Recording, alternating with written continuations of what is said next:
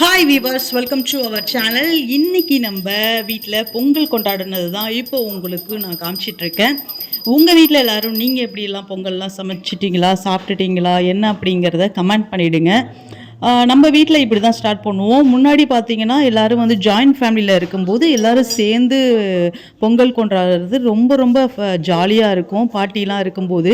But எல்லாம் பெரியவங்களாம் இல்லை அப்படிங்கும்போது கொஞ்சம் கஷ்டமாக தான் இருக்குது. அடுத்தது பார்த்தீங்க அப்படின்னா இப்போது வந்து நாங்கள் இண்டிவிஜுவலாக தனி ஃபேமிலியாக தான் இருந்துகிட்ருக்கோம். ஸோ அதனால் வந்து இப்படி தான் கொண்டாடுறாங்க எல்லாருமே. அந்த ஸ்டவ்வில் வச்சு தான் கொண்டாடிட்டு இருக்காங்க. ஆனால் பாரம்பரியம் நம்ம வந்து கொண்டாடுறது வந்து தான் ரொம்பவே அழகாக இருக்கும்.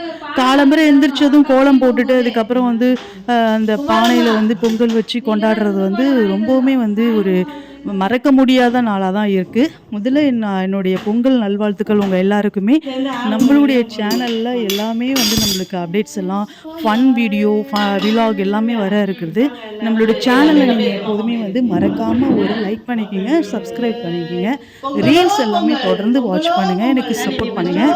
இதுக்கப்புறம் பார்த்தீங்க அப்படின்னா இன்னும் உங்களுக்கு வந்து பிடிச்ச மாதிரி வந்து ஒரு என்டர்டைன் வீடியோவாக நம்மளோட இருக்குன்னு நான் நினைக்கிறேன்.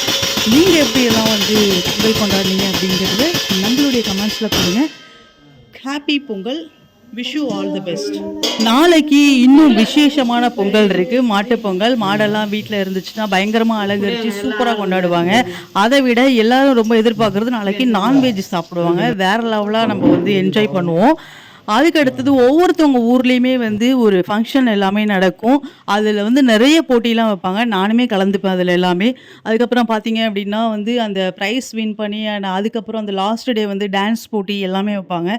ஸோ இது போலலாம் வந்து உங்கள் ஊர்லேயும் நடந்துகிட்ருக்கா ஸ்டில் அப்படிங்கிறது உண்மையாகவே வந்து ரொம்ப கலாச்சாரம் வந்து மாற மாற எல்லாமே அழிஞ்சிட்டு போகுதுன்னு தான் சொல்லலாம். அது ரொம்பவுமே வருத்தமாக தான் இருக்குது.